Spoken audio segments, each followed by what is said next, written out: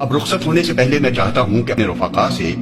ارکان اور متفقین سب سے خطاب کر کے انہیں وہ ضروری ہدایات دے دوں جو آئندہ اس کام کو صحیح طریقے پر چلانے کے لیے مطلوب ہیں۔ اولین چیز جس کی ہدایت ہمیشہ سے انبیاء علیہم السلام، خلفائے راشدین اور صلحائے امت ہر موقع پر اپنے ساتھیوں کو دیتے رہے ہیں، وہ اللہ سے ڈرنے اور اس کی محبت دل میں بٹھانے اور اس کے ساتھ تعلق بڑھانے کی ہدایت ہے۔ میں نے بھی اسی کے اتباع میں ہمیشہ اپنے رفقا کو سب سے پہلے یہی نصیحت کی ہے، اور آئندہ بھی جب کبھی موقع ملے گا اسی کی نصیحت کرتا رہوں گا، کیونکہ یہ وہ چیز ہے جس کو ہر دوسری چیز پر مقدم ہی ہونا چاہیے۔ عقیدے میں اللہ پر ایمان مقدم ہے، عبادت میں اللہ سے دل کا لگاؤ مقدم ہے، اخلاق میں اللہ کی خشیت مقدم ہے، معاملات میں اللہ کی رضا کی طلب مقدم ہے، اور فی الجملہ ہماری ساری زندگی ہی کی درستی کا انحصار اس پر ہے کہ ہماری دوڑ دھوپ اور سعی و جہد میں رضائے الہی کی مقصودیت ہر دوسری غرض پر مقدم ہو۔ پھر خصوصیت کے ساتھ یہ کام جس کے لیے ہم ایک جماعت کی صورت میں اٹھے ہیں، یہ تو سراسر تعلق باللہ کے ہی بل پر چل سکتا ہے۔ یہ اتنا ہی مضبوط ہوگا جتنا اللہ کے ساتھ ہمارا تعلق مضبوط ہوگا، اور یہ اتنا ہی کمزور ہوگا جتنا خدا نخواستہ اللہ کے ساتھ ہمارا تعلق کمزور ہوگا۔ ظاہر بات ہے کہ آدمی جو کام بھی کرنے اٹھتا ہے، خواہ وہ دنیا کا کام ہو یا دین کا، اس کی اصل محرک وہ غرض ہوتی ہے جس کی خاطر وہ کام کرنے اٹھا ہے، اور اس میں سرگرمی اسی وقت پیدا ہوتی ہے جب اس غرض کے ساتھ آدمی کی دلچسپی میں گہرائی اور گرم جوشی ہو۔ نفس کے لیے کام کرنے والا خود غرضی کے بغیر نفس پرستی نہیں کر سکتا، اور نفس کی محبت میں جتنی شدت ہوتی ہے اتنی ہی سرگرمی کے ساتھ وہ اس کی خدمت بجا لاتا ہے۔ اولاد کے لیے کام کرنے والا اولاد کی محبت میں دیوانہ ہو جاتا ہے، تب ہی وہ اپنے عیش و آرام کو اولاد کی بھلائی پر قربان کرتا ہے، اور اپنی دنیا ہی نہیں اپنی عاقبت تک اس غرض کے لیے خطرے میں ڈال دیتا ہے کہ اس کے بچے زیادہ سے زیادہ خوشحال ہوں۔ قوم یا وطن کے لیے کام کرنے والا ملک و قوم کے عشق میں گرفتار ہوتا ہے، تب ہی وہ قوم و ملک کی آزادی، حفاظت اور برتری کی فکر میں مالی نقصانات اٹھاتا ہے، قید و بند کی سختیاں جھیلتا ہے، شب و روز کی محنتیں صرف کرتا ہے اور جان تک قربان کر دیتا ہے۔ اب اگر ہم یہ کام نہ اپنے نفس کے لیے کر رہے ہیں، نہ کوئی خاندانی غرض اس کی محرک ہے، نہ کوئی ملکی و قومی مفاد اس میں ہمارے پیش نظر ہے، بلکہ صرف ایک اللہ کو راضی کرنا ہمیں مطلوب ہے اور اسی کا کام سمجھ کر ہم نے اسے اختیار کیا ہے، تو آپ خود سمجھ سکتے ہیں کہ جب تک اللہ سے ہی ہمارا تعلق گہرا اور مضبوط نہ ہو یہ کام کبھی نہیں چل سکتا۔ اس میں سرگرمی آ سکتی ہے تو اسی وقت جبکہ ہماری ساری رغبتیں اعلاء کلمت اللہ کی صحیح میں مرکوز ہو جائیں۔ اس کام میں جو لوگ شریک ہوں ان کے لیے صرف اتنی بات کافی نہیں ہے کہ ان کا تعلق اللہ سے بھی ہو، بلکہ ان کا تعلق اللہ سے ہی ہونا چاہیے۔ اسے تعلقات میں سے ایک تعلق نہیں بلکہ ایک ہی اصلی اور حقیقی تعلق ہونا چاہیے۔ انہیں ہر وقت یہ فکر تعمیر رہنی چاہیے کہ اللہ سے ان کا تعلق گھٹے نہیں بلکہ روز بروز بڑھتا اور گہرا ہوتا چلا جائے۔ اس معاملے میں ہمارے درمیان دو رائے نہیں ہیں کہ تعلق باللہ ہی ہمارے اس کام کی جان ہے۔ جماعت کا کوئی رفیق الحمدللہ کہ اس کی اہمیت کے احساس سے غافل نہیں ہے۔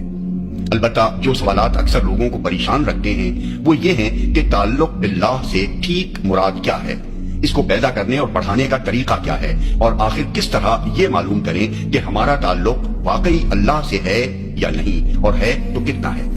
میں نے اکثر یہ محسوس کیا ہے کہ ان سوالات کا کوئی واضح جواب معلوم نہ ہونے کی وجہ سے لوگ گویا اپنے آپ کو ایک بے نشان صحرا میں پا رہے ہیں، جہاں کچھ پتہ ہی نہیں چلتا کہ ان کی منزل مقصود ٹھیک کس سمت میں ہے، اور کوئی اندازہ نہیں ہوتا کہ انہوں نے کتنا راستہ طے کیا ہے اور اب کس مرحلے میں ہیں اور آگے کتنے مراحل باقی ہیں۔ اسی وجہ سے بسا اوقات ہمارا کوئی رفیق مبہم تصورات میں گم ہونے لگتا ہے، کوئی ایسے طریقوں کی طرف مائل ہو جاتا ہے جو موصل الی المقصود نہیں ہیں۔ کسی کے لیے مقصود سے قریب کا تعلق اور دور کا تعلق رکھنے والی چیزوں میں امتیاز کرنا مشکل ہو رہا ہے، اور کسی پر حیرت کا علم طاری ہے۔ اس لیے آج میں صرف تعلق باللہ کی نصیحت پر ہی اکتفا نہ کروں گا بلکہ اپنے علم کی حد تک ان سوالات کا بھی ایک واضح جواب دینے کی کوشش کروں گا۔ تعلق باللہ سے مراد جیسا کہ قرآن مجید میں بتایا گیا ہے یہ ہے کہ آدمی کا جینا اور مرنا اور اس کی عبادتیں اور قربانیاں سب کی سب اللہ کے لیے ہوں۔ قل ان صلاتي ونسكي ومحياي ومماتي لله رب العالمين۔ کہو بے شک میری نماز اور میری قربانی، میرا جینا اور میرا مرنا سب کچھ اللہ رب العالمین کے لیے ہے۔ سورہ انعام 162۔ اور وہ پوری طرح یکسو ہو کر اپنے دین کو بالکل اللہ کے لیے خالص کر کے اس کی بندگی کرے۔ وما أمروا إلا ليعبدوا الله مخلصين له الدين حنفاء، اور ان کو اس کے سوا کوئی حکم نہیں دیا گیا تھا کہ اللہ کی بندگی کریں اپنے دین کو اس کے لیے خالص کر کے بالکل یکسو ہو کر۔ البینہ 5۔ نبی صلی اللہ علیہ وسلم نے مختلف مواقع پر اپنے ارشادات میں اس تعلق کی ایسی تشریح فرما دی ہے کہ اس کے مفہوم و مدعا میں کوئی ابہام باقی نہیں رہا ہے۔ حضور صلی اللہ علیہ وسلم کے بیانات کا تتبع کرنے سے معلوم ہوتا ہے کہ تعلق باللہ کے معنی ہے کھلے اور چھپے ہر کام میں اللہ کا خوف محسوس کرنا، اور یہ اپنے ذرائع و وسائل کی بنسبت تیرا بھروسہ اللہ کی قدرت پر زیادہ ہو، اور یہ آدمی اللہ کو راضی کرنے کے لیے لوگوں کو ناراض کر لے، جس کے بالکل برعکس حالت یہ ہے کہ آدمی لوگوں کو راضی کرنے کے لیے اللہ کی ناراضی مول لے۔ پھر جب یہ تعلق بڑھتے بڑھتے اس حد تک پہنچ جائے کہ آدمی کی محبت اور دشمنی اور اس کا دینا اور روکنا جو کچھ بھی ہو اللہ کے لیے اور اللہ کی خاطر ہو، اور نفسانی رغبت و نفرت کی لاگ اس کے ساتھ لگی نہ رہے، تو اس کے معنی یہ ہے کہ اس نے تعلق باللہ کی تکمیل کر لی۔ جس نے اللہ کے لیے دوستی کی اور اللہ کے لیے دشمنی کی اور اللہ کے لیے دیا اور اللہ کے لیے روکا، اس نے اپنے ایمان کو مکمل کر لیا۔ پھر یہ جو آپ ہر روز رات کو اپنی دعائے قنوت میں پڑھتے ہیں، اس کا ایک ایک لفظ اس تعلق کی نشاندہی کرتا ہے جو آپ کا اللہ کے ساتھ ہونا چاہیے۔ اس کے الفاظ پر غور کیجئے اور دیکھتے جائیے کہ آپ ہر رات اپنے اللہ کے ساتھ کس قسم کا تعلق رکھنے کا اقرار کیا کرتے ہیں۔ اللہم انا نستعینک ونستہدیک ونستغفرک ونؤمن بک ونتوکل علیک ونثنی علیک الخیر کلہ ونشکرک ولا نکفرک ونخلع ونترک من یفجرک۔ اللہم ایاک نعبد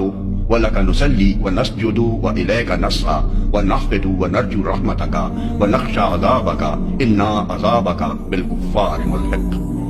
خدایا، ہم تجھی سے مدد مانگتے ہیں، تجھی سے رہنمائی طلب کرتے ہیں، تجھی سے معافی چاہتے ہیں، تجھی پر ایمان لاتے ہیں، تیرے ہی اوپر بھروسہ رکھتے ہیں اور ساری تعریفیں تیرے ہی لیے مخصوص کرتے ہیں۔ ہم تیرا شکر ادا کرتے ہیں، ناشکری نہیں کرتے۔ ہم ہر اس شخص کو چھوڑ دیں گے اور اس سے تعلق توڑ لیں گے جو تیری نافرمانی کرے۔ خدایا، ہم تیری ہی بندگی کرتے ہیں، تیرے ہی لیے نماز پڑھتے اور سجدہ بجا لاتے ہیں، اور ہماری ساری جد و جہد اور ساری دوڑ دھوپ تیری ہی خوشنودی کے لیے ہے۔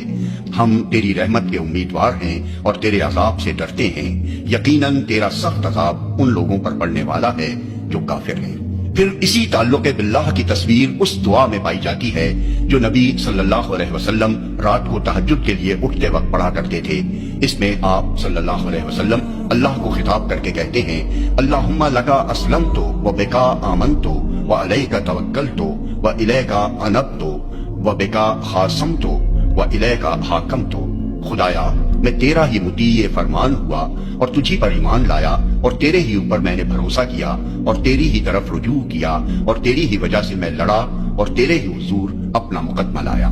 یہ ہے ٹھیک ٹھیک نوعیت اس تعلق کی جو ایک مومن کا اللہ سے ہونا چاہیے۔ اب دیکھنا چاہیے کہ اس تعلق کو پیدا کرنے اور بڑھانے کا طریقہ کیا ہے۔ اس کو پیدا کرنے کی صورت صرف ایک ہے، اور وہ یہ کہ آدمی سچے دل سے اللہ وحدہ لا شریک کو اپنا اور ساری کائنات کا مالک، معبود اور حاکم تسلیم کرے، الہیت کی تمام صفات اور حقوق اور اختیارات کو اللہ کے لیے مخصوص مان لے اور اپنے قلب کو شرک کے ہر شائبے سے پاک کر دے۔ یہ کام جب آدمی کر لیتا ہے تو اللہ سے اس کا تعلق قائم ہو جاتا ہے۔ رہا اس تعلق کا نشو و نما تو وہ دو طریقوں پر منحصر ہے، ایک فکر و فہم کا طریقہ اور دوسرا عمل کا طریقہ۔ فکر و فہم کے ذریعے سے اللہ کے ساتھ تعلق بڑھانے کی صورت یہ ہے کہ آپ قرآن مجید اور احادیث صحیحہ کی مدد سے ان نسبتوں کو تفصیل کے ساتھ اور زیادہ سے زیادہ وضاحت کے ساتھ سمجھیں جو آپ کے اور خدا کے درمیان فطرتاً ہیں اور بالفعل ہونی چاہیے۔ ان نسبتوں کا ٹھیک ٹھیک احساس و ادراک اور ذہن میں ان کا استحضار صرف اسی طریقے سے ممکن ہے کہ آپ قرآن اور حدیث کو سمجھ کر پڑھیں اور بار بار اس مطالعے کی تکرار میں رہیں، اور ان کی روشنی میں جو نسبتیں آپ کے اور خدا کے درمیان معلوم ہوں ان پر غور و فکر کر کے اور اپنی حالت کا جائزہ لے کر دیکھتے رہیں کہ ان میں سے کس کس نسبت کو آپ نے بالفعل قائم کر رکھا ہے۔